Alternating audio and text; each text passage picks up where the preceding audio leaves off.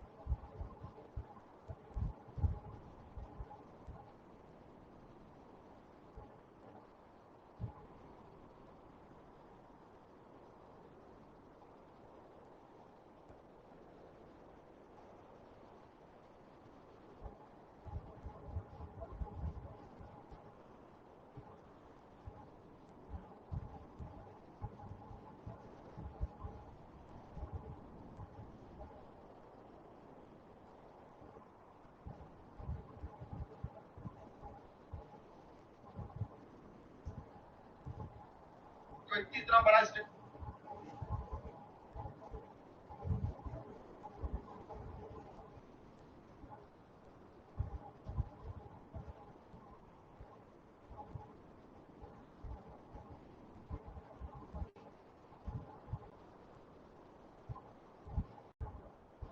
Statement देके चला गया है।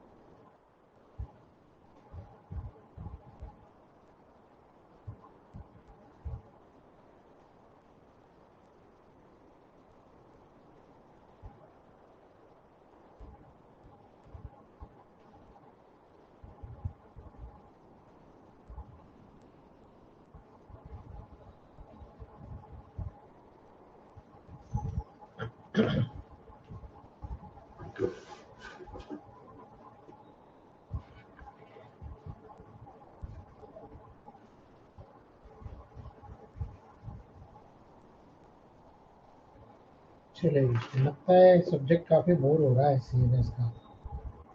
काफ़ी लोग गायब हो गए। अच्छा है, बाद में तकलीफ झेलने से अच्छा है एक बार झेल लिया जाए।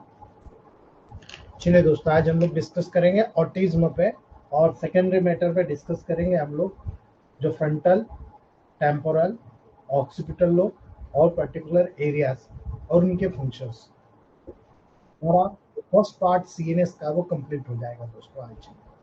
सेकेंड पार्ट हम लोग मंडे से शुरू करेंगे और ब्रेन से रिलेटेड जितनी भी डिसीजेस हैं, स्पेशल पेन, तो पेन मैनेजमेंट के द्वारा कंट्रोल किया जाता है, वॉमिटिंग कैसे कंट्रोल किया जाता है, आपके रिफ्लेक्सेस कैसे कंट्रोल किए जाते हैं, इंसोम्निया कैसे डेवलप होता है, कैसे कंट्रोल किया जाता है, सेंट्रल नर्वस सिस्टम से कनेक्ट करने की कोशिश करेंगे, समझने की कोशिश करेंगे कि किस रूप से ये देखा जाता है, इसको समझा जाता है। चलिए, ऑटिज्म की बात करते हैं। ऑटिज्म आप में से ज्यादातर लोगों के पास ऐसे केस आ चुके होंगे, है ना। आपको याद रखना है, ऑटिज्म अकेला हमने ब्रेन का फंक्शन देखा, ब्रॉडबैंड एरिया सब अपना अलग अलग काम कर रहे हैं, है ना। लेकिन जब ऑटिज्म डेवलप होता है, बच्चों में डेवलप होता है एक कॉम्प्लेक्स, याद रखना, एक कॉम्प्लेक्स न्यूरो बिहेवियरल कंडीशन होती है दोस्तों, है ना। यानी यहाँ पर न्यूरो बिहेवियरल यानी कि आपके एक ब्रेन एरिया में से जो नर्व होते हैं जो आपको बिहेवियर को तय करते हैं, उनमें कॉम्प्लेक्सेस डेवलप हो जाता है ना। वो कॉम्प्लेक्स कंडीशन जब डेवलप होती है तो उसमें जो सोशल इंटरेक्शंस होता है ना, उसका पूर्ण रूप से इम्पेयरमेंट हो जाता है। उसका जो डेवलपमेंटल जो कंडीशन है, जो लैंग्वेजेस है ना, जो कम्युनिकेशन स्किल्स है, वो डेवलप नहीं हो पाती, ठीक है। और जब ये स्किल्स डेवलप नहीं हो पाएगी तो वो रिजिड कंडीशन में चला जाता है। रिपीटेड बिहेवियरल जो कंडीशंस होती है उसमें रिपीटेडली अटैक करती है दोस्तों इसको। और यही कारण है दोस्तों, सिम्टम की रेंज के आधार पर इस कंडीशन को हम दोस्तों ASD, याद रखना, ऑटिज्म स्पेक्ट्रम डिसऑर्डर, ASD के नाम से जाना जाता है, ठीक है। ऑटिज्म स्पेक्ट्रम डिसऑर्डर के नाम से जाना जाता है। आप अगर इसको समझ रहे हैं दोस्तों तो याद रखिएगा, आज मेरे पास 2 पेशेंट आए, इसलिए मेरा मन करा कि आज मैं भी आपको, मैंने भी स्टडी किया उन पे, तो मैं सोचा कि आज आपको ऑटिज्म ही बताऊं, ठीक है। याद रखना दोस्तों, इसमें लार्ज स्पेक्ट्रम के सिम्टम्स आते हैं दोस्तों। जो स्किल्स, जो इम्पेयरमेंट का लेवल होता है बहुत ही डेंजरसली डिस्ट्रक्टिव लेवल पर पाया जाता है ना। जो ASD की सिविरिटी की जो रेंज होती है दोस्तों, ये हैंडीकैप हो जाता है, उसको सपोर्ट की जरूरत होती है, इसीलिए इसमें नॉर्मल जो लाइफ होती है ना उसकी बहुत लिमिटेड हो जाती है दोस्तों, बहुत ज्यादा लिमिटेड आपको देखने को मिलती है। यही कारण है इसमें तकलीफदायक जो डिसेबिलिटी है डेवलप हो जाती है, यानी दूसरों पे निर्धारित हो जाता है, ये डिसेबिलिटी डेवलप होती है। इसीलिए इसका जो इंस्टीट्यूशनल केयर की बहुत जरूरत होती है ऐसे पेशेंट को, या तो कोई नर्स रखो या अपने परिवार का कोई व्यक्ति उसकी केयर करे, है ना, क्योंकि उसमें बहुत सारी ट्रबल आपको देखने को मिलती है दोस्तों। समझने की बात है दोस्तों, जो अन्य पीपल होता है ना, वो क्या सोच रहे हैं, वो क्या समझ रहे हैं दोस्तों, याद रखना, थिंक ऑफ यू, है ना। इस कारण से उनके लिए बहुत ही हार्ड और डिफिकल्ट हो जाता है दोस्तों कि वो स्वयं को एक्सप्रेस नहीं कर पाते। ऐसा बच्चा, ऐसा पेशेंट अपने को एक्सप्रेस नहीं कर पा रहा है दोस्तों, जो वर्ड है, जो थॉट्स है ना, वो स्वयं को एक्सप्रेस नहीं कर पाता। जो गेस्चर्स होते हैं, उसके बॉडी के जो गेस्चर्स होते हैं वो वहां पर शो नहीं कर पाता।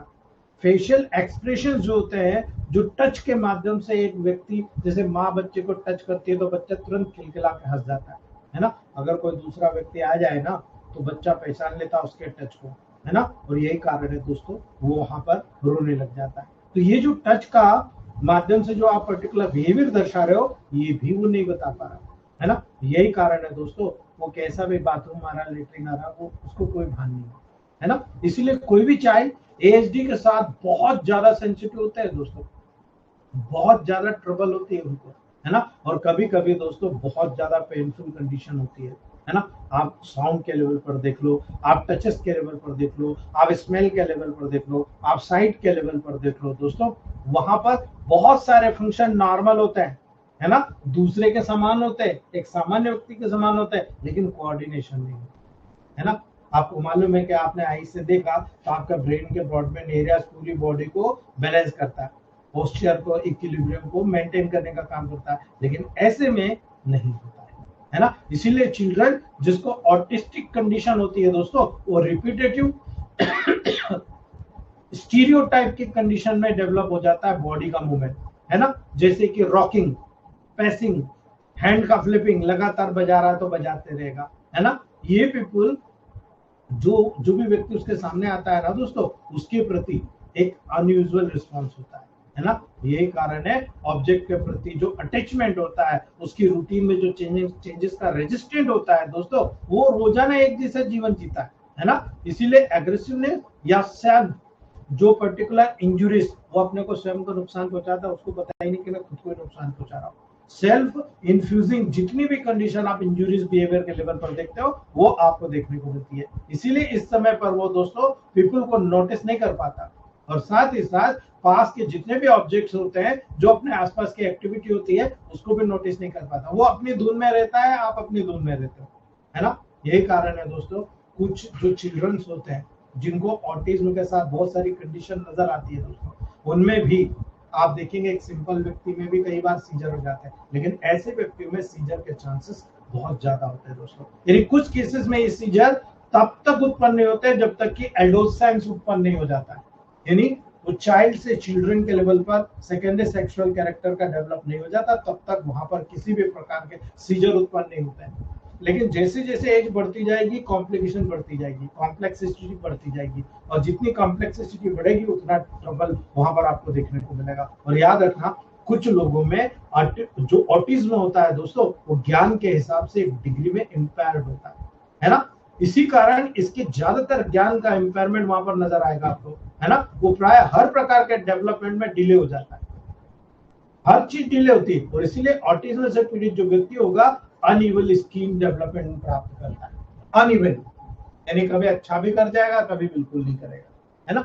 अनइवन स्किल मूवमेंट वहां पर देखने को मिलता है। इसमें कुछ एरिया में प्रॉब्लम होती है दोस्तों, स्पेशली एबिलिटी होती है कम्युनिकेट करने की, अन्य से रिलेशन में बहुत ज्यादा प्रॉब्लम होती है, यानी आप एक दूसरे से रिलेशन मेंटेन नहीं कर पाते हो। ये मेरी माँ, ये काका, चाचा, बाबा, पिता, दादा, दादी, नाना, नानी, ये वो नहीं पहचान पाता, और इसीलिए अनयूजुअली डेवलप्ड स्किल का एक एरिया में आप देखोगे देखने में बहुत प्रॉब्लम हो जाती है दोस्तों, है ना। उसको मेमोराइजिंग करने में बहुत ज्यादा प्रॉब्लम होती है। कोई भी फैक्ट होता है उसके साथ, कोई आया गया उसको कोई मतलब नहीं, मेमोराइज नहीं कर पाता दोस्तों, इसीलिए सॉल्विंग मैथ प्रॉब्लम बिल्कुल नहीं कर पाएगा, है ना। याद रखना दोस्तों, इस रीजन के कारण हायर टेस्ट करते हैं, हायर टेस्ट परफॉर्म की जाती है ना, प्राय एवरेज में या अबव एवरेज में, या फिर वहां पर नॉन वर्बल इंटेलिजेंट टेस्ट होती है ना। ये एक स्पेशल टेस्ट होती है जो साइकोलॉजिस्ट करता है, और वहां पर उसके ऑटिज्म की कैटेगरी को प्राप्त करता है कि भाई ये किस तरह का चाइल्ड है, यहाँ पर मिनिमम, मॉडरेट या सीवियर कंडीशन है, उसी के आधार पर डिग्रीज दी जाती है कि ये ऑटिज्म का कौन सा कैरेक्टर डेवलप हो रहा है। जो टिपिकल ऑटिज्म के सिम्टम्स होते हैं टिपिकली लाइफ के फर्स्ट 3 ईयर के दौरान अपीयर हो जाते हैं। जो बच्चा पैदा हुआ उसके जो पहले 3 साल है वहीं पर ये अपीयर हो जाते हैं दोस्तों। बस प्राप्त करने की जरूरत होती है, जो डॉक्टर इंटेलिजेंट होता है तुरंत पकड़ लेता है कि इसमें कोई ना कोई प्रॉब्लम मौजूद है।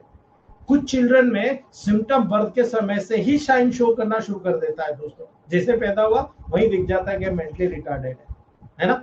अन्य बच्चों में नॉर्मली पहले डेवलप होता है, यानी बच्चा एकदम नॉर्मल हुआ, है ना, और जब वो सोता है दोस्तों तो अचानक सिम्टम वहां पर डेवलप होते हुए नजर आते हैं। यानी जब बच्चा डेवलप हो रहा है धीरे धीरे करके सोता है, तो उसके बाद जब उठता है तो उसमें सिम्टम एक अनवॉक सिम्टम नजर आते हैं जो एक सामान्य बच्चे से डिफरेंट होता है ना। और जब इस प्रकार के 18 से 36 महीने का वो बच्चा जब डेवलप होता है तब वहां पर रिकॉग्नाइज होना, कंफर्म होना शुरू हो जाता है कि ये एक प्रकार से ऑटिज्म का चाइल्ड है।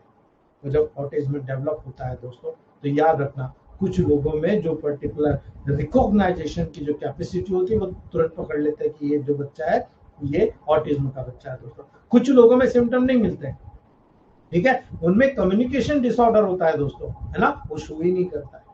इसीलिए जब तक कि एनवायरनमेंट में अपनी जो कैपेबिलिटी है वो शो करने के डिमांड उसमें नहीं होती है, यदि वो आपको शो ही नहीं करेगा तो आप कैसे पहचानोगे कि ऑटिज्म का कैसे। लेकिन जब वो शो करेगा आप तुरंत पहचान लोगे यार ये बच्चे में कहीं ना कहीं गड़बड़ है, इसको मैंने ये कहा तो ये ग्रोथ कर ही नहीं रहा, है ना। याद रखना यही कारण है आपको डिफरेंशिएट करते आना चाहिए। मेरे पास दोनों लड़के आए दोस्तों, यानी ऑटिज्म आपको याद रखना है गर्ल की तुलना में बॉयज में ज्यादा देखने को मिलता है, 4 गुना ज्यादा बॉयज में देखने को मिलता है, याद रख लेना इस बात को, है ना। इसीलिए यहाँ पर याद रखना जितने भी रेशियल कंडीशन हो, इथनिक कंडीशन हो, सोशल बाउंड्रीज वहां पर जो उनकी जो बाउंड्रीज होती है सोशल बाउंड्रीज, है ना, वो सबसे ज्यादा आपको देखने को मिलेगा।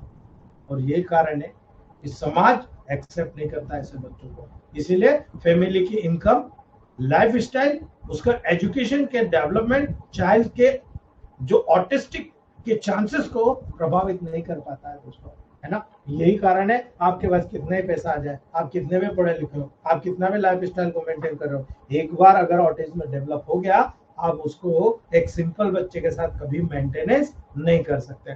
सिम्टम आएंगे मतलब आएंगे, डिफरेंशिएट होगा मतलब होगा, बस आपके सपोर्ट की जरूरत है दोस्तों, है ना। एग्जिट कॉज अगर आप ढूंढने जाएंगे दोस्तों, जब आप एग्जिट कॉज ढूंढने जाएंगे तो एग्जिट कॉज आपको देखने को नहीं मिलेगा दोस्तों, है ना। इसीलिए एक इमीडिएट फैमिली मेंबर के ऑटिज्म को अगर हो रहा है ना, तो सबसे पहले एक्सेप्ट करना सीखना पड़ेगा।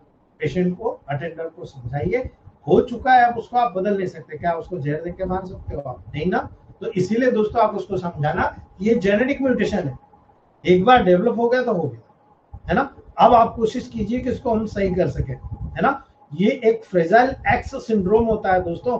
अन्य बहुत सारे भी जेनेटिक डिसऑर्डर होता है जिसमें आपके न्यूक्लियस में पाए जाने वाले जो जीन्स होते हैं, उन जीन्स के डिसऑर्डर के कारण, म्यूटेशन के कारण डेवलप होता है ना। इसीलिए याद रखना दोस्तों, being born to older parents, अगर बच्चा देर से पैदा हुआ है, यानी जो बूढ़े माँ बाप होते हैं उनसे जो बच्चे आते हैं, उनमें सबसे कॉमन रूप से ऑटिज्म देखा जाता है। इसीलिए पुराने लोग मानते थे 16 से 18 साल में बच्ची और लड़के और लड़की की शादी कर देना चाहिए, और 18 से 20 में एक, 22 से 24 में दूसरा बच्चा होके बाद में फिर जरूर हो तो, नहीं तो 2 में क्लोज कर देना चाहिए।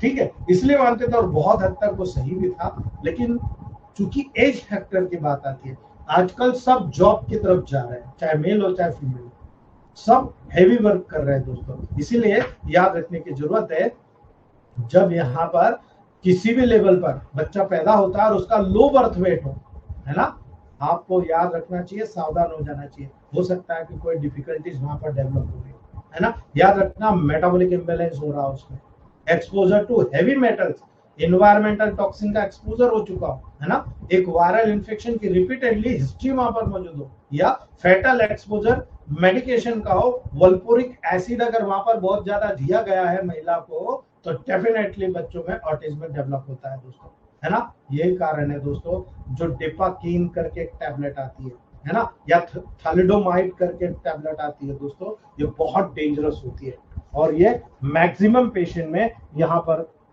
डेवलप होती हुई नजर आती है ऑटिज्म के लेवल पर। और स्टडी जब होती है तो स्टडी के अकॉर्डिंग जितने भी जेनेटिक और एनवायरमेंटल दोनों फैक्टर होते हैं दोस्तों, उनके लेवल पर आप जब डीप में जाते हैं तो आपको नजर आता है कि ऑटिज्म का पेशेंट तभी होता है जब मेल और फीमेल में से किसी के भी जीन्स में म्यूटेशन हो रहा हो, है ना। मल्टीपल सोर्सेज है, कहीं से भी आ सकता है, जरूरी नहीं। माँ बाप अगर स्वस्थ है और उसके बाद में भी अगर बच्चा पेट में था माँ के और उस दौरान टॉर्च चेस्ट पॉजिटिव आ गया, रूबेला, मीजल्स, है ना, उस दौरान भी आपको नजर आएगा दोस्तों। मल्टीपल सोर्सेज होते हैं, ओल्ड और न्यू उसमें शामिल होते रहता है ना, जो कि डिसऑर्डर वैक्सीन के द्वारा कॉज नहीं होता है। याद रखना, कई लोग बोलते हैं वैक्सीन लगाया, वैक्सीन के कारण डिसऑर्डर हो गया, वैक्सीन के द्वारा डिसऑर्डर कॉज नहीं होता। यद्यपि जो कंट्रोवर्शियल स्टडी होती है ऑटिज्म और मीजल के बीच में, एक लिंक जरूर प्रपोज करती है कि मम्स जिसको हुआ उसको होने के चांसेस ज्यादा होता है ना। याद रखना,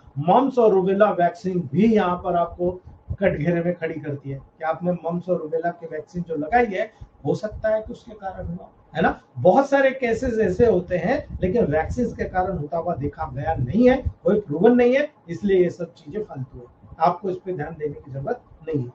लेकिन जब सिम्टम आते हैं, है ना, जब अर्ली चाइल्डहुड के दौरान आप देख रहे हो ऑटिज्म के सिम्टम, टिपिकली जितने भी एल्डरली वहां पर एविडेंट है वो आपके सामने नजर आता है कि 12 से 24 मंथ के एज के दौरान दोस्तों यदि सिम्टम वहां पर, है ना, अर्लियर सिम्टम डेवलप होते हैं या लेटर भी डेवलप हो जाते हैं दोस्तों, तो अर्ली सिम्टम में सोशल डेवलपमेंट जो होता है या जो लैंग्वेजेस होती है उसमें जो मार्क्ड डेवलपमेंट होता है वो बहुत डिले हो जाता है ना। और जब डिले हो जाएगा तो याद रखने की जरूरत है दोस्तों, DSM-5 यानी ऑटिज्म के सिम्टम को 2 कैटेगरीज में डिवाइड करते हैं दोस्तों, एक सोशल इंटरेक्शन, एक कम्युनिकेशन के साथ प्रॉब्लम होना, सोशल और कम्युनिकेशन के साथ प्रॉब्लम होना। यही कारण है दोस्तों, बिहेवियर या एक्टिविटी का जो यहाँ पर रिपीटेड पैटर्न होता है उसका रेस्ट्रिक्टेड पैटर्न होता है, यानी आप कुछ बोल रहे हो बच्चा समझ नहीं पा रहा, बच्चा कुछ बोल रहा है आप समझ नहीं पा रहे, है ना। ये रिपीटेड कंडीशन वहां पर डेवलप होती है, इसलिए बच्चा भी अनअवेयर हो जाता है, बच्चों का माइंड का डेवलपमेंट भी डिलेड होता है, बच्चों का जो डेली डेवलपमेंट होता है बॉडी के लेवल पर नॉर्मल होता है, लेकिन न्यूट्रिटिव सब्सटेंसेस जब प्रॉपर्ली नहीं मिलता है, आप देख लो, हम कहते हैं ना our body partly control by nervous system and partly by hormonal system, यहाँ दोनों सिस्टम अप एंड डाउन हो जाता है, अप स्टेयर हो जाता है, है ना। यही कारण है दोस्तों, जब कम्युनिकेशन और सोशल इंटरेक्शन की बात आती है वहां पर ऑटिज्म का बच्चा फेल हो जाता है। क्यों होता है ऐसा? क्योंकि कम्युनिकेशन का इश्यू होता है ना। इसमें जो शेयरिंग, जो आपका जो भी चीज वहां पर आप इमोशन का शेयरिंग कर रहे हैं, है ना, आप पर्टिकुलर इंटरेक्शन के साथ आप वहां पर शेयरिंग कर रहे हैं, लेकिन डिफिकल्टी होता है ऐसे बच्चे की बात को समझना। वो हमारी बात को समझ रहा, हमें ही नहीं पता कि उसकी बात क्या है, वो समझ रहा है कि नहीं समझ रहा, है ना। बैक फोर्थ कन्वर्सेशन क्या मेंटेन करने में बहुत डिफिकल्ट हो जाता है, बच्चा तनाना शुरू करता है ना। यही कारण है, ये बहुत डिफिकल्ट बना देता है इस बच्चे को, है ना। यही कारण है दोस्तों, नॉन वर्बल कम्युनिकेशन के साथ इश्यूज होता है, जैसे कि आई कांटेक्ट को मेंटेन करने में बहुत ट्रबल होता है उसको। कभी आपको देख रहा हंस रहा, फिर इधर उधर देखने लग गया, है ना। बॉडी लैंग्वेजेस को रीडिंग करने में इश्यू होना शुरू हो जाता है। हम क्या कह रहे हैं, हेलो हेलो हेलो, वो तो देख ही नहीं रहा, वो दूसरी मस्ती में, है ना। वो अपने लेवल पर जो रूटीन उसका रेशियो है काम करने का, उसी लेवल को फॉलो करता है, आपके लेवल को फॉलो नहीं करता है दोस्तों। यही कारण है रिलेशनशिप जो होती है मेंटेन करने, डेवलपमेंट करने में बहुत डिफिकल्टी होती है। यानी माँ को देखकर बच्चा किस प्रकार से अपने बिहेवियर को चेंज कर लेता है, ऐसे बच्चों में वो बिहेवियर चेंजेस भी देखने को नहीं मिलेगा आपको। यही कारण है, बहुत ही restrictive repetitive pattern of behaviour of activities वहां पर इंक्लूड हो जाएगी। यही कारण है दोस्तों, जब रिपीटेटिव एक ही तरह का मूवमेंट करेगा, मोशन करेगा, उसकी स्पीच का जो पर्टिकुलर पैटर्न होगा ना, वो एक ही तरह का होगा। इसीलिए स्पेसिफिक रूटीन या बिहेवियर आपको नजर आएगा दोस्तों, है ना। ये बहुत ही कठोर कंडीशन डेवलप करती है दोस्तों, उसके लिए, उसके माँ के लिए, उसके पिता के लिए, उसके पूरे पेरेंट्स के लिए, क्योंकि यहाँ पर किसी प्रकार से वो सपोर्ट नहीं कर सकते, है ना। हाँ, एक चीज का वहां पर एडवांटेज ये होता है, मैं गया, आप गए, कोई भी किसी भी ऑटिज्म को देखने, तो आप उसको समझने की कोशिश करोगे, लेकिन समझने पाओगे कि बच्चा कहना क्या चाह रहा है। लेकिन उसके जो पेरेंट्स, जो अटेंडर साथ में रहते हैं, वो पहचान जाएंगे, समझ जाएंगे कि ये क्या कहना चाह रहा है, ठीक है। उसके आसपास की जो सराउंडिंग्स होती है, वो स्पेसिफिक सेंसरी इंफॉर्मेशन की सेंसिटिविटी बिल्कुल डिक्रीज या इंक्रीज भी हो सकती है। या तो बहुत ज्यादा डिक्रीज हो जाएगी या बहुत ज्यादा इंक्रीज हो जाएगी। यानी कई बार ऐसा होता है, किसी दूसरे को देख लिया तो बच्चा हाइपर एक्टिव हो जाता है, बहुत जोर जोर से रोने लगता है, बहुत जोर जोर से हंसने लगता है। और कभी कभी ऐसा है, उसको कोई लेना देना नहीं, आप आओ जाओ कोई मतलब नहीं। ये दोनों कंडीशन नजर आती है, इसीलिए फिक्स इंटरेक्ट करता है ना, प्री ऑक्यूपाइड हो जाता है वो। यानी उसको जो समझ में आ रहा पहले उसने किया, बस उसी प्रकार की एक्टिविटी को परफॉर्म करता है, किसी दूसरे प्रकार की एक्टिविटी को परफॉर्म नहीं करता। इसीलिए प्रत्येक कैटेगरी में जो इंडिविजुअल्स होते हैं वो रिवेल्ड होते हैं, यानी एक जैसा पैटर्न आपको देखने को मिलेगा। इसके जो सिम्टम होते हैं, उसकी जो सिविरिटी होती है, वो ये इंडिकेट करती है दोस्तों कि यहाँ पर एसडी का डायग्नोसिस करना है। तो आप देखिए, रिसेसिव करने पर एक व्यक्ति फर्स्ट कैटेगरी में सभी प्रकार के तीनों सिम्टम को डिस्प्ले करता है दोस्तों। तो लगभग इतने सिम्टम में से 2 सिम्टम भी अगर आपको मिल जाते हैं, आप कैटेगराइज कर सकते हो कि ये एसडी का पेशेंट है, ऑटिज्म डिसऑर्डर का पेशेंट है दोस्तों, है ना। आप अगर इन्वेस्टिगेशन की बात करोगे, ऑटिज्म की कोई भी बायोलॉजिकल टेस्ट नहीं होती, कोई भी बायोलॉजिकल टेस्ट से आप परफॉर्म नहीं कर सकते। इसीलिए आप दूसरी डिसीज से जब डिफरेंशियल डायग्नोसिस करते हैं, तो इसकी डायग्नोसिस स्पेसिफिक क्राइटेरिया पर आधारित होती है दोस्तों, जो कि डायग्नोस्टिक सेटिस्फाइड मैनुअल 4th पर एक्टिवेटेड होती है। यानी जो साइकोलॉजिस्ट होता है, उसके स्टैंडर्ड होते हैं, मानक होते हैं, उस मानक में ये बच्चा कहाँ फिट हो रहा है ना, उसी के अकॉर्डिंग ऑटिज्म को निर्धारित किया जाता है। कंप्लीट फिजिकल, है ना, न्यूरोलॉजिकल एग्जामिनेशन किया जाता है, और फिर डायग्नोसिस को इवैल्यूएट किया जाता है। हम छोटे मोटे डॉक्टर है दोस्तों, हम केवल कैरेस्टेटिक फीचर देखकर कि उसमें क्या चेंजेस हुए हम पहचान जाएंगे, लेकिन मॉडर्न साइंस जमाने भर की जांच कराएगा और उसके बाद में कहेगा इसको तो ऑटिज्म है ना। याद रखना दोस्तों, आजकल आप देख रहे हो स्पेसिफिक डायग्नोस्टिक इंस्ट्रूमेंट होता है, जैसे कि गिलियन ऑटिज्म रेटिंग स्केल होती है दोस्तों, है ना। याद रखना दोस्तों, परविसिव डेवलपमेंट डिसऑर्डर स्क्रीनिंग टेस्ट होती है, जिसमें स्टेज 3 चाइल्डहुड ऑटिज्म स्केल या ऑटिज्म डायग्नोस्टिक ऑब्जर्वेशन शेड्यूल, ये जेनेरिकली बहुत जरूरी होता है, जो डायग्नोस करता है कि बच्चा ठीक हो पाएगा नहीं, है ना। मैं आपको बता दूं दोस्तों, ऑटिज्म के बच्चे 70% तक क्यूरेबल नहीं, याद रख लेना दोस्तों, 70% तक क्यूरेबल नहीं है दोस्तों।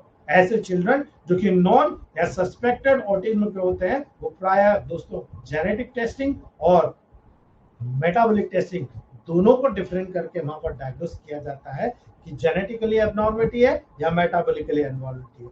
न्यूट्रिशन की कमी हो गई थी बचपन में, पैदा हुआ नॉर्मल था, कुछ समय तक नॉर्मल रहा और फिर अचानक उसमें ऑटिज्म का कैरेक्टर डेवलप हो गया। तो या तो माँ के पेट से लेकर आया या कुछ दिनों के बाद न्यूट्रिशन की कमी के कारण यानी मेटाबॉलिक वहां पर डिसऑर्डर होने के कारण, न्यूट्रिशन की डेफिशिएंसी होने के कारण, ब्रेन में ऑक्सीजन की सप्लाई कम होने के कारण अगर डेवलप हुआ है तो डेफिनेटली उसके कारण ऑटिज्म डेवलप होता है। दोस्तों यहाँ पर बहुत इंपॉर्टेंट जो प्रोटोकॉल्स बनते हैं वो आपको ध्यान रखना है। दोस्तों जब यहाँ पर नर्वस डिसऑर्डर की बात आती है तो आपको क्लियर अंडरस्टैंड हो जाना चाहिए कि सबसे पहला F1 C1 WED5 है ना। आप नर्वस सिस्टम को, ब्रेन की सेल को न्यूट्रल करना पड़ेगा आपको। सबसे पहले आप पहले न्यूट्रल कीजिए उसको और न्यूट्रल करने के बाद में डिसाइड कीजिए कि आपको क्या करना है ना। दूसरी बात, जब आप सेकेंडरी प्रोटोकॉल बनाएंगे तो अब यहां पर आपको याद रखना पड़ेगा इसको हार्ट के साथ जोड़ना पड़ेगा आपको।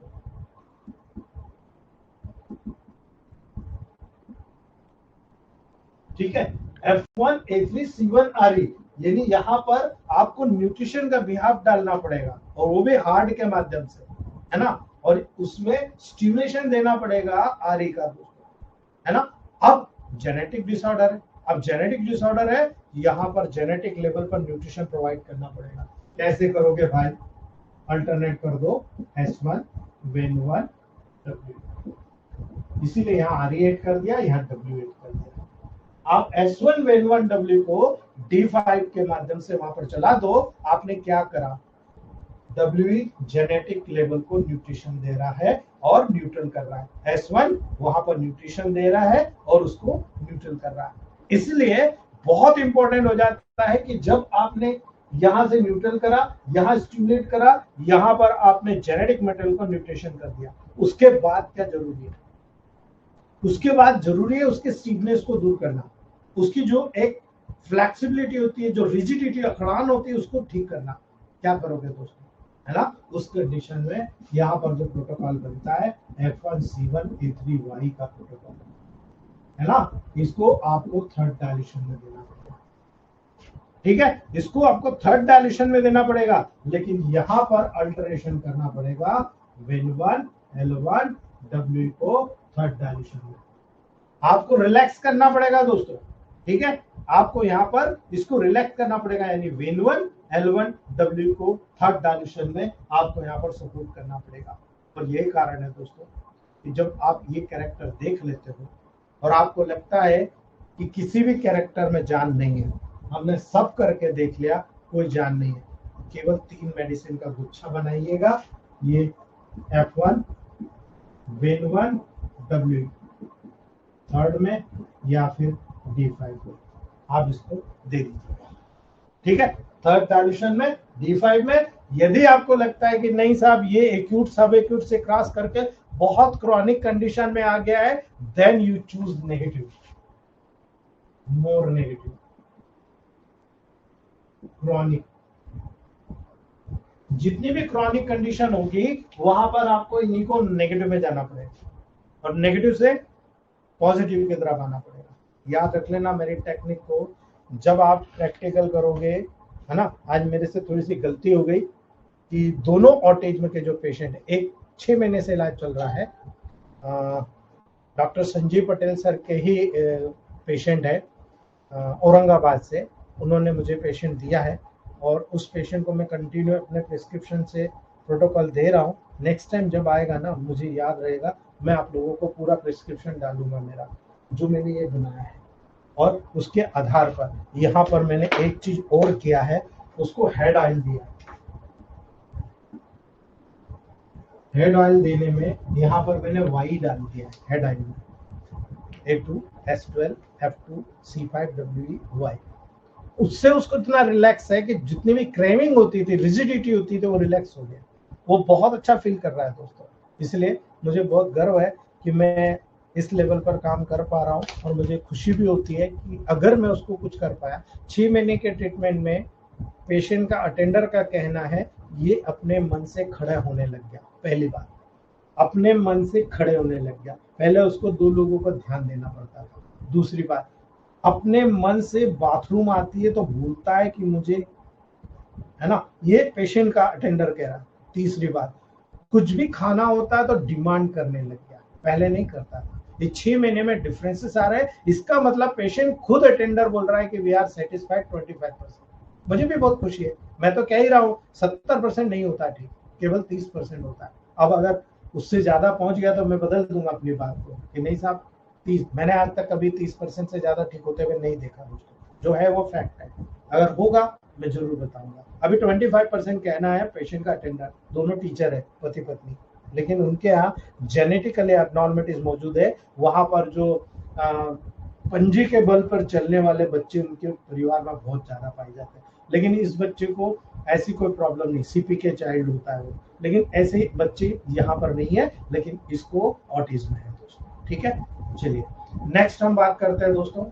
हमारा जो मेन टॉपिक चल रहा है सेरेब्रल कॉर्टेक्स का, आज हम बहुत डिफरेंट टॉपिक पढ़ने वाले हैं दोस्तों, है ना। आज हम पढ़ने वाले हैं यहाँ पर जो हमने सेरेब्रल कॉर्टेक्स का फ्रंटल लोब पढ़ा, फ्रंटल लोब सिंड्रोम क्या होता है। अगर मान लो फ्रंटल लोब का पूरा पार्ट अगर वहां पर जो ब्रॉडबैंड एरियाज है, ये ब्रॉडबैंड एरियाज का फ्रंटल लेवल पर प्री फ्रंटल एरिया, प्राइमरी और एरियाज जो कनेक्टेड है, अगर वहां पर प्रॉब्लम होगी तो क्या होगा, है ना। फ्रंटल लोब एक डिसऑर्डर होता है दोस्तों, जो कि प्री फ्रंटल कॉर्टेक्स के एब्लेशन, ये वाला पार्ट फ्रंटल, इसके एब्लेशन या फिर इसकी किसी प्रकार की इंजुरी के परिणाम स्वरूप, हेड इंजुरी के परिणाम स्वरूप डैमेज के द्वारा कार्य करता है। यानी यहाँ फ्रंटल लेवल पर कोई डैमेज हुआ, आपको डेफिनेटली डिसीज देखने को मिल जाएगी तो, है ना। आप क्या देखोगे दोस्तों, याद रखना, इमोशनल इनस्टेबिलिटी।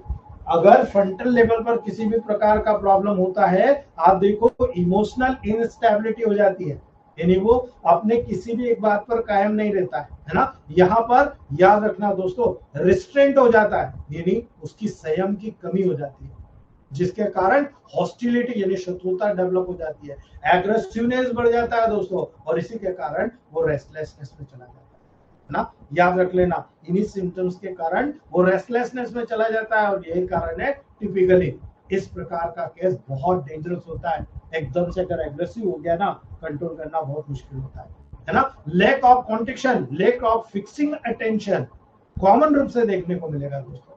कोई भी चीज में अपना मन नहीं लगा पाता है ना, वो किसी भी चीज पर फिक्सिंग नहीं कर पाता कि मुझे ये काम करना तो करना है, थोड़ी देर इधर करेगा, थोड़ी देर उधर करेगा, थोड़ी देर। आप देखो बहुत सारे बच्चे आपको देखने को मिलते हैं एक जगह कंट्रोल नहीं कर पाते दोस्तों, है ना। लेक ऑफ इनिशिएशन मिलता है ना। लेक ऑफ इनिशिएट मतलब पहली बात तो वो कोई काम शुरू ही नहीं करता, है ना, उसको कोई काम में मजा ही नहीं आता। और दूसरी बात, difficulty in planning any course of action, यदि वो कुछ विशेष प्रकार का काम करने का जो एक्शन है वो करता है, वो प्रॉपरली नहीं कर पाता दोस्तों, है ना। और अगर वो नहीं कर पाएगा दोस्तों, इसी कारण से impairment of recent memory without affecting the memory of remote events, है ना। आपको बताऊंगा कि मेमोरी क्या होती है, आगे चैप्टर्स आने वाले हैं, है ना। तो यहाँ पर इम्पेयरमेंट ऑफ रिसेंट मेमोरी, जो पुरानी मेमोरीज है उनमें इम्पेयरमेंट हो जाता है, और यही कारण है without affecting the memory of remote events. जो एक रिमोट इवेंट्स के माध्यम से रिपीटेडली आपको मेमोरी आती है, उसको प्रभावित नहीं करता है, लेकिन उसकी जो रिसेंट मेमोरी है, अभी की जो मेमोरी है ना, वो डिफेक्टिव हो जाती है ना। यही कारण है, ये बहुत डेंजरस कारण होता है दोस्तों। आपको जब प्रेजेंट कंडीशन ही नहीं पता, पास्ट का आपको रिमोट आएगा तो भी आप उसको इतना ज्यादा कॉन्सेंट्रेट नहीं कर पाओगे, क्योंकि वो रिपीटेडली आएगा, लेकिन आप स्टोर नहीं कर पाओगे, और बार बार जब स्टोर नहीं होगा ना, धीरे धीरे धुंधली होकर साफ हो जाएगी, है ना। इसीलिए loss of moral and social sense, आप जो एक मोरली सेंस को डेवलप कर रहे हो, समाज के प्रति सेंस को डेवलप कर रहे हो, वो associated loss of love of family and friend, है ना। वो कंडीशन में किसी भी फैमिली और किसी भी फ्रेंड के प्रति जो उसका प्यार होता है, जो दोस्ती यारी होती है, उसको लॉस्ट कर देगा दोस्तों, है ना। बिल्कुल भूल जाएगा कि मेरा दोस्त है। इसीलिए इस कंडीशन की जो सीरियसनेस होता है उसको रियलाइज करके, है ना, उसके करने का जो फेलियर होना, कंडीशन की सीरियसनेस को रियलाइज नहीं कर पाएगा दोस्तों। इसीलिए सब्जेक्ट के वेल बीइंग का सेंस होता है ना, विचारों की उड़ान भी होती है दोस्तों, वो उड़ान फेलियर के लेवल पर चली जाती है। इसीलिए फंक्शनल एब्नॉर्मलिटीज डेवलप होती है उसकी। क्या होगा दोस्तों, है ना, ऐसे व्यक्ति का सबसे बड़ा साइन होता है इंक्रीज फूड इंटेक, है ना, दबा के खाएगा, हाइपरप्लेजिया हो जाता है ना। Loss of control over inspector of urinary bladder और रेक्टम, ऐसे पेशेंट का सबसे बड़ा सिम्टम ये नजर आता है, फ्रंटल के लेवल पर अगर कोई प्रॉब्लम हुई, सबसे बड़ा सिम्टम होता है यूरिन और रेक्टम का कंट्रोल फेल हो रहा है, यूरिनरी ब्लैडर और रेक्टम का इंस्पेक्टर का फेलियर हो जाना। यही कारण है डिस्टर्बेंसेस इन ओरिएंटेशन। ठीक है, वहां पर स्लाइटली ट्रेमर शुरू हो गया। जो ओरिएंटेशन है वो ओरिएंटेशन का लगातार डिस्टर्बेंसेस होगा ना, आप देखो पूरा इम्यूनिटी पावर लॉस होना शुरू हो जाएगा। यही कारण है स्लाइटली ट्रेमर्स आना शुरू हो जाएंगे। ये फ्रंटल लोब की बात है, तो आपको याद रखना है, यदि आप केवल F1W या F2W का अप्लाई कर दोगे या इंटरनल दे दोगे, जैसे मैंने ऑटिज्म में बताया आपको, है ना, अगर यही दे दोगे तो आप देखो रिकवरी कितनी फास्ट होती है ना। ये फ्रंटल लोब सिंड्रोम के लेवल पर आपको देखने को मिल रहा है।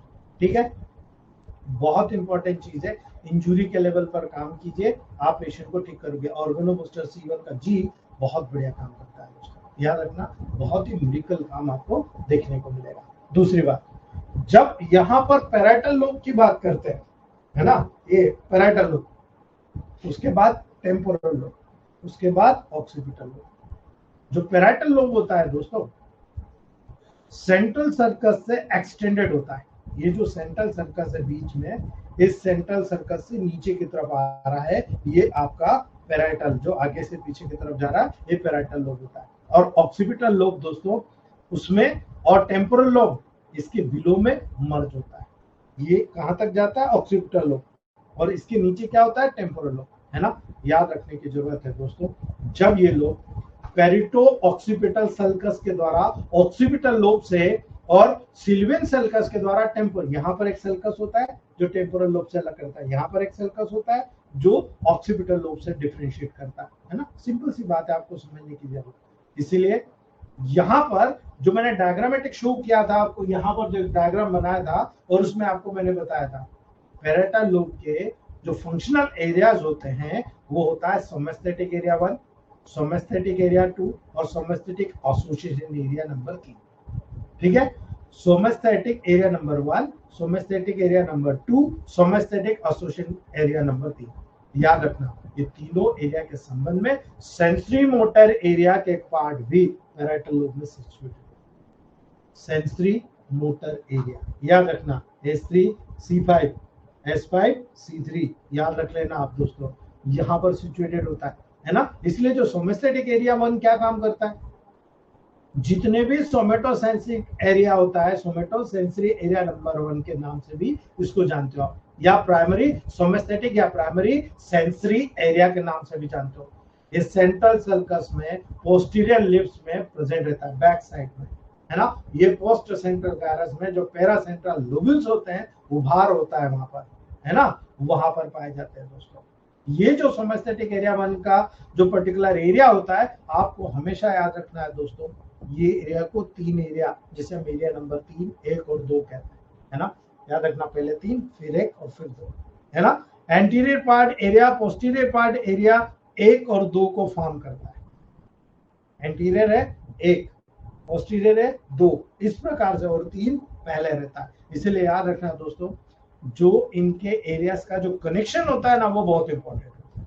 आपको हमेशा याद रखना है थैलेमस को, हमेशा याद रखना। सोमेस्थेटिक एरिया 1 थैलेमस रेडिएशन के पैराइटल पार्ट के वाया थैलेमस से सेंसरी फाइबर को रिसीव करता है। यानी आप first order neuron, second order neuron, और वहां से थैलेमस पर आकर थर्ड ऑर्डर न्यूरॉन जो जाएगा वो यहाँ पर इस सोमेस्थेटिक एरिया में प्रवेश करेगा। इसलिए मैंने कहा S3C3 है ना, इसलिए मैंने कहा S3C3 किसी भी प्रकार के क्रॉनिक हेडेक के लेवल पर, ब्रेन के कोई भी डिजनरेशन डिस्ट्रक्शन के लेवल पर, एपिलेप्टिक अटैक के लेवल पर, सबसे पहली मेडिसिन S3F1 C3F4, ये याद रख लेना आप दोस्तों।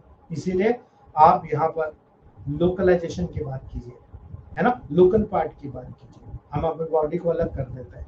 लोकलाइजेशन यानी सेंसरी जो होमुनकुलस यहाँ पर नजर आता है, तो आपको ये दिख रहा है कि यहाँ पर पूरी बॉडी के माध्यम से पूरा एक यूनिवर्सल फंक्शन यहाँ के नर्व में कोऑर्डिनेटेड हो रहा है।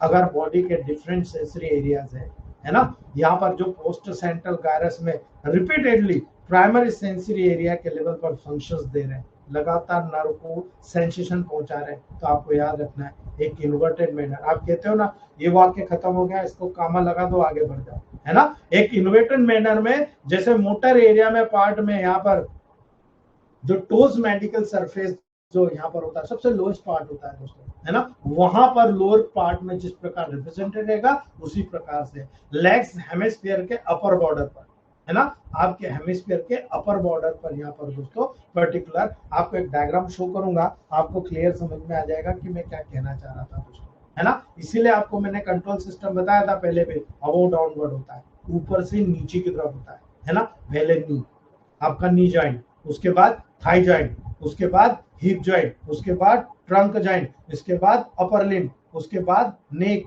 उसके बाद फेस, है ना, ये रिप्रेजेंट करता है।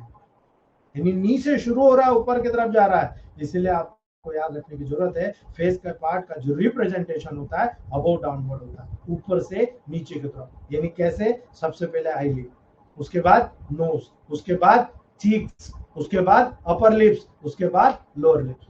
इस प्रकार से कोऑर्डिनेशन देखने को मिलता है दोस्तों, और यही कोऑर्डिनेशन पैराइटल लोब के कंट्रोल में, यानी इसका पूरा का पूरा सिम्टम्स पैराइटल लोब के लेवल पर होता है। आपको याद रखना है हाइट नहीं बढ़ रही, मैंने कहा कान के ऊपर पैराइटल लोब में जो पिट्यूटरी ग्लैंड मौजूद है वहां पर S2 S5 RE को अप्लाई करा देना।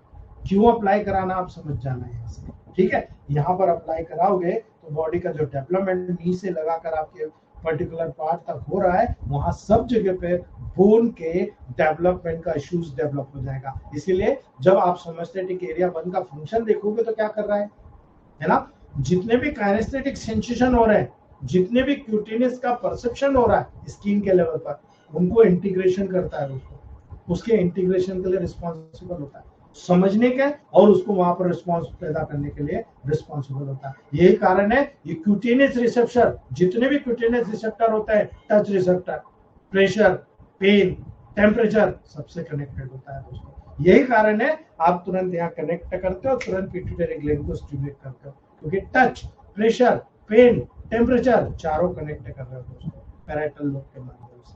ये क्लियर हो जाना चाहिए आपको। ये कारण है थैलेमिक रेडिएशन के थ्रू ऑपोजिट साइड के, ठीक है, वहां पर जो प्रोप्रियोसेप्टर्स होते हैं जहां से सेंसरी इंफॉर्मेशन की जो इंपल्सेस होती है उसको रिसीव कर रहा है ना। अब जब इंपल्सेस भी सेंसरी है तो इंपल्सेस आएगी यहाँ पर, इसीलिए एरिया 1 सेंसरी परसेप्शन के साथ कंसर्न होता है। ये जो सोमेस्थेटिक एरिया 1 होता है ना, जो सेंसरी परसेप्शन जो नर्व इंपल्सेस होते हैं उनके साथ कनेक्ट होता है, इसीलिए एरिया नंबर 3 और एरिया नंबर 2 इस सेंसेशन के इंटीग्रेशन में इन्वॉल्व होता है। मेन एरिया नंबर 1, लेकिन जो एरिया नंबर 3 और 2 होते हैं वो इंटीग्रेट करके इसको विस्तार से समझकर आपके सामने लाने का काम करते हैं। इसीलिए दोस्तों ये एरिया प्री मोटर एरिया के सेंसरी फीडबैक को सेंड करता है। जो प्री मोटर एरिया होता है, यहाँ पर हमने देखा था जो प्री मोटर एरिया था उसको पूरा का पूरा सेंसरी फीडबैक को सेंड करने का काम करता है, वहां पर उसको भेजने का काम करता है दोस्तों। यही कारण है ये बहुत इंपॉर्टेंट रोल अदा करता है। जब आपकी टेबल प्रैक्टिस में आपको नजर आता है कि आपका हेड, है ना, आपके आईबॉल के मूवमेंट के साथ कंसर्न होता है। आप देखो, आप आंखों को इधर उधर करते हो तो आपका हेड भी हल्का मूवमेंट करता है ना। इसीलिए हेड और आईबॉल के मूवमेंट के साथ जो कंसर्न होगा टेम्पोरल लोब, पर्टिकुलर आपका पैराइटल लोब वहां पर इन्वॉल्व होगा। इसीलिए जितने भी डिस्क्रिमिनेटिव फंक्शन होता है, यानी क्यूटेनियस के लेवल पर, स्किन के लेवल पर, काइनेस्थेटिक सेंसेशन के परसेप्शन के संबंध में, ये एरिया भी सेंसेशन के डिस्क्रिमिनेटिव फीचर को रिकॉग्नाइज करने की एबिलिटी रखता है दोस्तों। यानी ये सेंसेशन गुड है या बैड है, अगर आप ऐसा कर रहे हो, है ना, तो ये गुड है या बैड है। अब आप है कौन, है ना, सामने किसी लड़की को ऐसे करके देख लेना, ये गुड है बैड है पता लग रहा है ना। ये जो डिस्क्रिमिनेटिव सेंसेशन होता है ये डायग्नोसिस करने का सबसे बेटर जो फिनोमिना होता है सोमेस्थेटिक एरिया 1 के लेवल पर पैराइटल लोब में जनरेट होता है, जिसको आप डिस्क्रिमिनेटिव फंक्शन कहते हो। क्या होता है भाई डिस्क्रिमिनेटिव फंक्शंस, क्या होता है ना? और इसका अगर अप एंड डाउन होगा तो क्या होगा, बहुत ही इंपॉर्टेंट रोल आपको बता रहा हूँ दोस्तों। जब टेक्टाइल लोकलाइजेशन होता है, यानी स्पाइटल पर्टिकुलर स्पेटियल रिकॉग्नाइजेशन करते हो, आप पहचानते हो कि भाई यहाँ पर क्या हो रहा है, तो टेक्टाइल लोकलाइजेशन होता है। 2 point discrimination and recognization of position के होते हैं, कहां पर आप टच कर रहे हो, कौन सा पार्ट है। 2 पार्ट वहां पर होंगे। पहला होगा दोस्तों डिफरेंट स्टिमुलाई की इंटेंसिटी का रिकॉग्नाइजेशन करना। एक आपने पिन चुभाई, एक ने आपने चाकू चुभाया, एक आपने भाला चुभाया, तीनों के रिकॉग्नाइजेशन अलग अलग होंगे, है ना? तो डिफरेंट स्टिमुलाई डिफरेंट इंटेंसिटी के वहां पर इलेक्ट्रिकल एक्टिविटी को डेवलप करेगा, वहां पर स्टिमुलाई की इंटेंसिटी को रिकॉग्नाइज करेगा। ये कारण है उन तीनों के स्टिमुलेशन के बीच में सिमिलरिटीज है या डिफरेंसेस का रिकॉग्नाइजेशन करना, है ना? यानी तीनों आए, तीनों का अलग अलग है। तो भाई पहली बार में आपने यहाँ पर पिन चुबा दी, दूसरी बार में आपने चाकू चुबा दिया, तीसरी बार में भाला चुबा दिया, तीनों की इंटेंसिटी अलग नजर आएगी, है ना?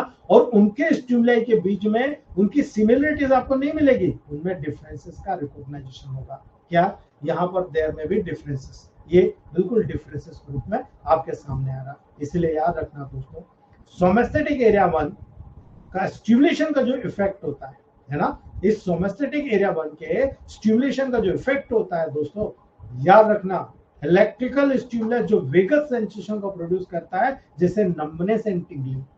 याद कर लेना इस पूरे फीचर को, आप हर प्रकार के नंबनेस और टिंगलिंग जब आपके बॉडी में डेवलप होता है, आपको क्या करना है, आपको क्लियर अंडरस्टैंडिंग बता दी मैंने। ये जो पैराइटल पार्ट होता है, इस पैराइटल पार्ट को न्यूट्रलाइज कर दीजिए, है ना? इस पैराइटल पार्ट को स्टिमुलेट कर दीजिए, नंबनेस या टिंगलिंग चली जाएगी, है ना? याद रख लेना नंबनेस और टिंगलिंग, जो सुन्नपन आ रहा है, जो झुंझुनी आ रही है, इस पैराइटल लोब से कनेक्ट होता है दोस्तों, इस सोमेस्थेटिक एरिया नंबर 1 से कनेक्ट होता है ना? इसीलिए सोमेस्थेटिक एरिया नंबर 1 में किसी भी कारण से बाय मिस्टेक या किसी भी इंजुरी के कारण कोई लीजन डेवलप हो गया दोस्तों, इस लीजन के कारण सेंसरी एरिया में उत्पन्न हो अगर कोई कंडीशन होती है, तो थैलेमस यहाँ इन्वॉल्व है।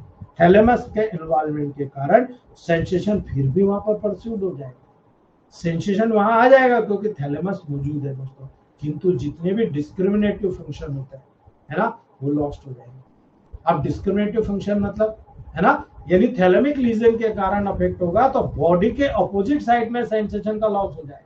यानी इस साइड हुआ, इस साइड का सेंसेशन लॉस, इस साइड हुआ, इस साइड का सेंसेशन लॉस। इसीलिए ये बहुत इंपॉर्टेंट कैरेक्टर होता है। पैराइटल लोब को आप बैलेंस कर दो, न्यूट्रल कर दो, आप मान के चलो आप वहां पर उसकी बॉडी में जो वर्क होने वाली कैटेगरीज है न्यूट्रलाइज हो जाती है दोस्तों। इसीलिए जो सोमेस्थेटिक एरिया नंबर 2 होता है, ये बहुत इंपॉर्टेंट चैलेंज होता है दोस्तों, है ना? पहला आपने समझा, दूसरे की बात करते हैं। जो सोमेस्थेटिक एरिया नंबर 2 होता है, ये बहुत ही इंपॉर्टेंट होता है। एरिया के फेस के एरिया के जस्ट बिलो में पोस्टीरियर जो सेंट्रल सर्कस होता है उसमें जाकर सिचुएटेड होता है दोस्तों, है ना? एक पार्ट सिल्वियो सर्कस में नीचे की तरफ जो बैक साइड से डिफरेंट करता है वहां पाया जाता है, और यही कारण है दोस्तों जिसे हम सेकेंडरी सोमेस्थेटिक एरिया या सोमेटोसेंसरी एरिया नंबर 2 कहा जाता है, क्योंकि ये बैक साइड में दोनों जो आपके ऑक्सीपिटल और जो पर्टिकुलर टेम्पोरल लेवल है दोनों में पाया जा रहा है। इसीलिए सोमेस्थेटिक एरिया 2 के नाम से इसको अलग कर दिया गया, और इसकी पूरी स्टडी एक अलग फिनोमिना के लेवल पर हुआ, है ना? आपको याद है मैंने एक बार आपको कहा था एस्ट्रियोग्नोसिस, है ना? आंख बंद करके किसी भी चीज को आप पकड़ लो और बता दो कि हाँ भाई ये क्या चीज है ना? एस्ट्रियोग्नोसिस। याद रखना दोस्तों, केवल छूकर ऑब्जेक्ट को आइडेंटिफाई नहीं कर पाने की कंडीशन एस्ट्रियोग्नोसिस कहलाती है, और एस्ट्रियोग्नोसिस का मतलब होता है बिना विजुअल एक्टिविटी के किसी को भी पहचान जाना। आप छू के बता दोगे हाँ भाई ये डस्टर है ना? याद रखना दोस्तों। यहाँ पर अगर इस सोमेस्थेटिक एरिया नंबर 2 की बात करेंगे दोस्तों, तो आपको याद रखने की जरूरत है सोमेस्थेटिक एरिया नंबर 2 जो होता है थैलेमस से, और सोमेस्थेटिक एरिया नंबर 1 से सेंसरी इंपल्सेस को आगे रिसीव कर रहा है दोस्तों, ठीक है?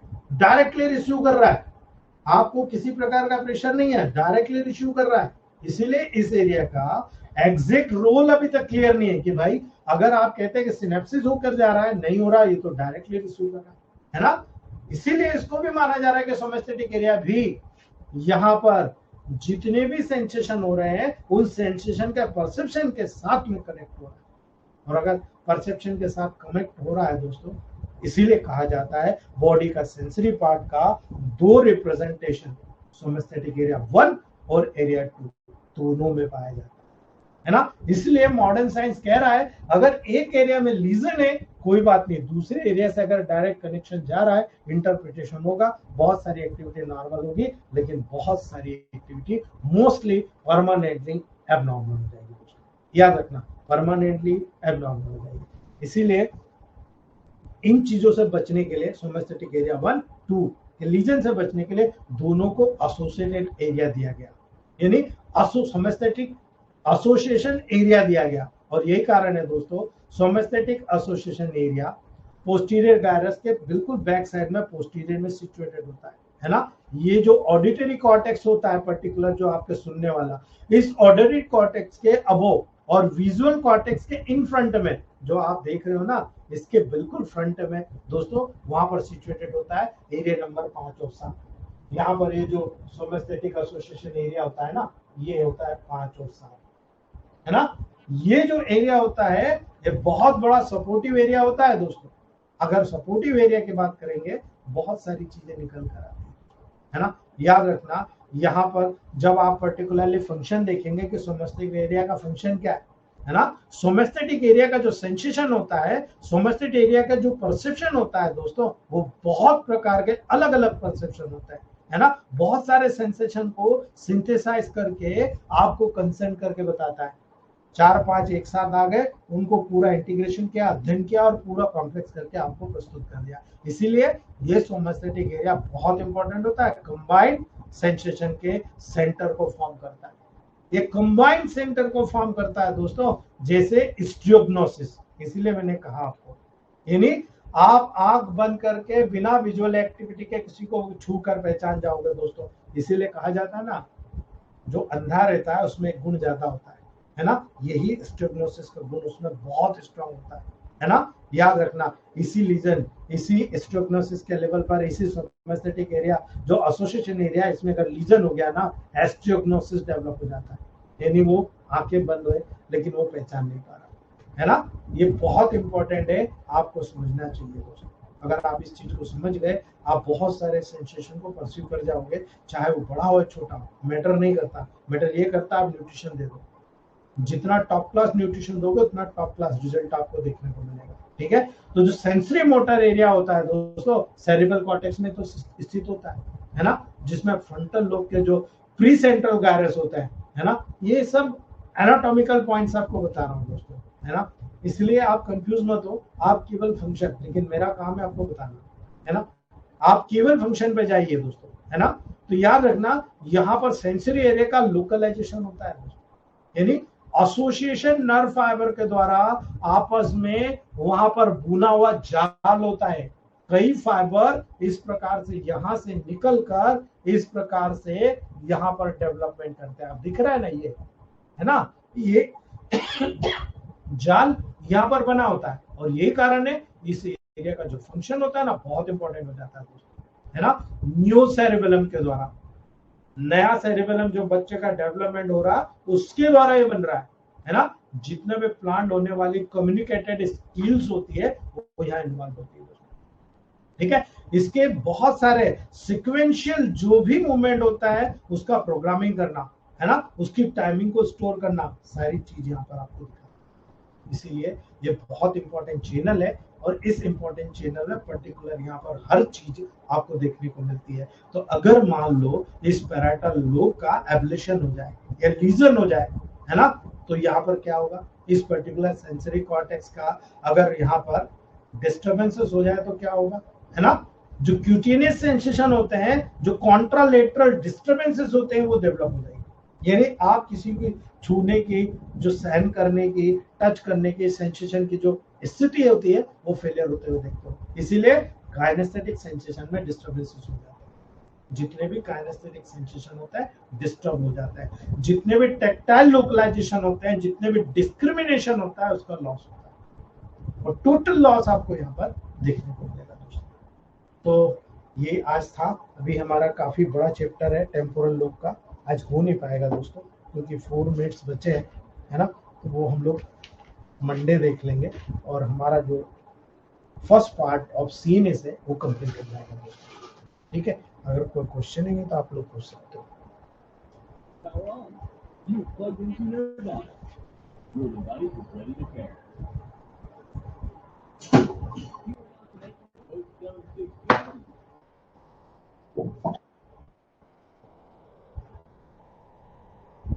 जी doctor Raviraj sir, Raviraj sir. Hello, good evening sir, कैसे हो? बिल्कुल बढ़िया हूँ रवि सर। सर मैंने एक्चुअली आज बहुत अच्छी क्लास रही है और मैं इसी केस के रिगार्डिंग डिस्कस भी करना चाह रहा था, कुदरती आज क्लास भी होगी। सर मेरे ब्रदर का बेटा 9 इयर्स का है, अब 10 इयर्स का हो गया, तो ऑटिज्म का ही प्रॉब्लम है। मतलब वो बात बोल नहीं पाता, बस थोड़ा बहुत बोलता है, और बट यह है कि खाना खाएगा तो खाता रहेगा सर, ठीक है। अगर होता ही हाँ, अगर किसी चीज पे लग गया तो लगता रहेगा चिल्लाना उसे, मतलब ये आप मान के चले कि अगर उसे कोई चीज तोड़नी है ना तो आपको दिखा के तोड़ेगा। बिल्कुल यही काम है बच्चों का। हाँ जी, तो सर बट उसके मैं आपने मुझे पीछे प्रोटोकॉल दिया था इसका, तो उससे उसकी गुस्से में कमी आई, बट ये मोशन बताता नहीं है, अपने बेड पे कर देता है, यूरिनेशन अपने आप कर देगा। अगर वॉशरूम में है तो कहता है जब तक फ्लश नहीं करेगा तब तक वो बाहर नहीं निकलेगा। जी, तो सर उसके लिए यही प्रोटोकॉल चलाऊं या फिर इसे और नेगेटिव करूं? ये दिया है ना, पहले थर्ड से शुरू करो आप, ठीक है। थर्ड जो से? D5 में बताया, जो पहले D5 में बताया है ना, पहले हाँ जी, न्यूट्रल करो, उसके बाद ओके, नेगेटिव में जाओ, ठीक है। पहले न्यूट्रिशन दो, फिर नरवाइन जाओ, ठीक है। ठीक है सर। जी, क्योंकि सर ज्यादा खाता है, कल उसकी आंखें वो चीज हो गई थी, इसकी सीजरिंग की प्रॉब्लम आ गई थी, पर फिर नॉर्मल हो गई एकदम से, रात को 2 बजे हुआ उसके साथ। कोई दिक्कत नहीं। ऐसे बच्चों में हम लोग केवल ये परफॉर्म कर सकते हैं कि सेंट्रल पॉइंट पे ध्यान दें, बाकी एक्टिविटी नहीं रहे, हम ब्रेन को न्यूट्रिशन दें। जैसे जैसे F1 C1 W D5 में चलाओगे, उसके बाद F1 A3 C1 RE को स्टिमुलेट करोगे, है ना, आप धीरे ठीक। धीरे करके, उसके बाद अल्टरनेट करके S1 N1 W D5 में न्यूट्रल करोगे, आप देखो कितना बढ़िया रिजल्ट आता है। उसके बाद जितने भी प्रोटोकॉल है न्यूट्रिशन को 1-2 महीने न्यूट्रल करके सीधा नेगेटिव में ले जाओ, फिर देखो रिजल्ट आपको, ठीक मैं है। आपको फीडबैक देता हूँ सर इसका जैसा भी था, और ग्रुप में भी डाल दूंगा मैं। Okay, Nawab thank Ali you. Sir. जी, डॉक्टर नवाब अली सर। नमस्कार सर। नमस्ते। कैसे हैं सर? बिल्कुल बढ़िया हूँ नवाब सर। मैं एक्चुअल में सोच रहा था आपसे मुलाकात हो जाए तो मैं ज़रा ही पूछ लूँ, मेरा दामाद है ना, जी, तो उसकी जो है आँख में प्रॉब्लम है, एक आँख में, क्या और हो उस गया? आँख बिल्कुल सुरख पड़ी हुई है, और ये कम से कम 3 महीने से उसका इलाज चल रहा है और सही नहीं हो पा रही वो, और उसके आँख के एक बीच में थोड़ा सा एक वाइट स्पॉट भी है।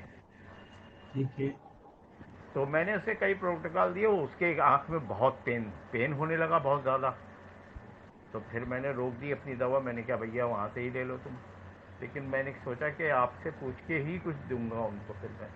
सर आप उनके फोटो खींच के भेजिएगा, मैं देखकर आपको बता पाऊंगा। ठीक सर, ठीक है। ठीक ठीक ओके। ठीक। नमस्कार सर। जी नमस्ते। जी Manoj Kumar Thakur sir. Thakur sir. Thakur sir.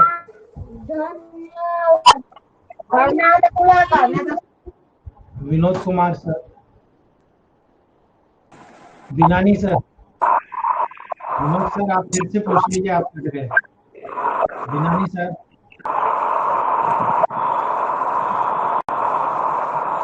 जी भालचंद्र देसाई सर।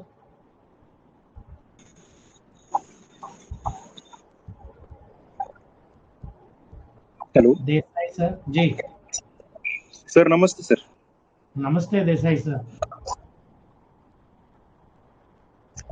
सर मेरे पास एक कैंसर ऑफ टंग का पेशेंट चालू है अभी केस। जी जी हेलो।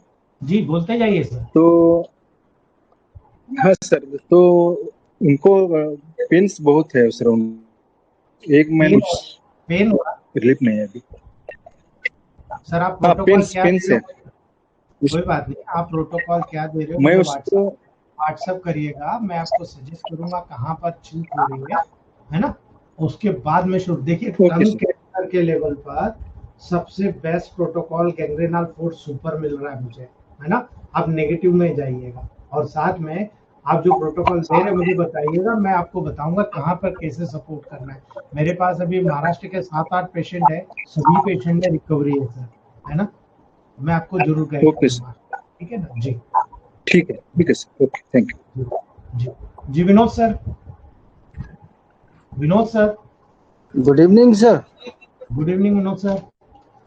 मैं सर ये कह रहा था कि ये ऑटिज्म के केस में अगर अपन C4 वर्म 1 बैन 1 और बी का भी यूज करें तो हमें रिजल्ट अच्छे नहीं मिल सकते सर? मिल सकते हैं जब कहीं पर वर्म मैनिफेस्टेशन हो, मिनरलाइजेशन डेफिशिएंट हो, उस कंडीशन में मिल सकते हैं सर। जैसे ब्रेन के लेवल पर न्यूट्रिशन दिया जाए तो और जेनेटिक लेवल पर बैन 1 का यूज किया जाए तो? बिल्कुल कर सकते हैं, ट्राई करने में कुछ नहीं जाता है, ट्राई करना चाहिए। तो नर्व के मेरे लेवल पर आप मिनरल्स देंगे तो बिल्कुल आपको कहीं ना कहीं तो फीडबैक्स मिलेंगे वहाँ पर। क्योंकि जो आपने बताया कि मिनरलाइजेशन की कमी के कारण भी इस तरह के ऑटिज्म के केस हमें प्रेजेंट होते हैं। बिल्कुल होते हैं सर, बिल्कुल होते हैं। ठीक है sir, thank you so much.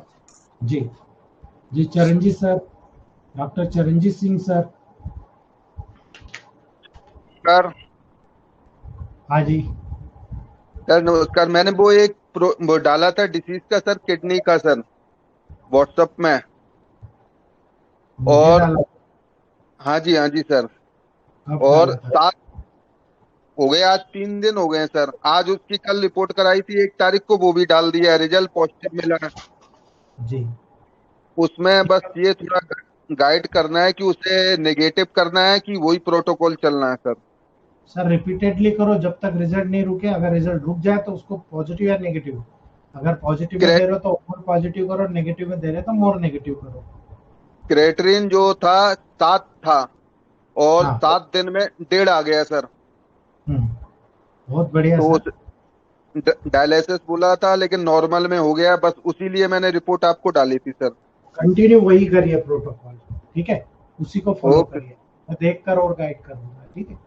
Ji sir, ji sir, मैं थैंक यू आया सर।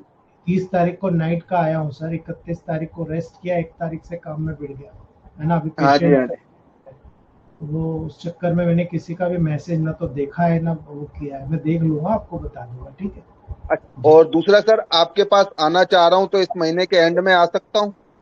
सर सैटरडे या संडे जब भी आना हो कॉल करके आ जाना आप, ठीक है। ठीक है सर, ठीक ठीक, okay sir, thank you. Arif Syed sir, doctor Arif Syed sir.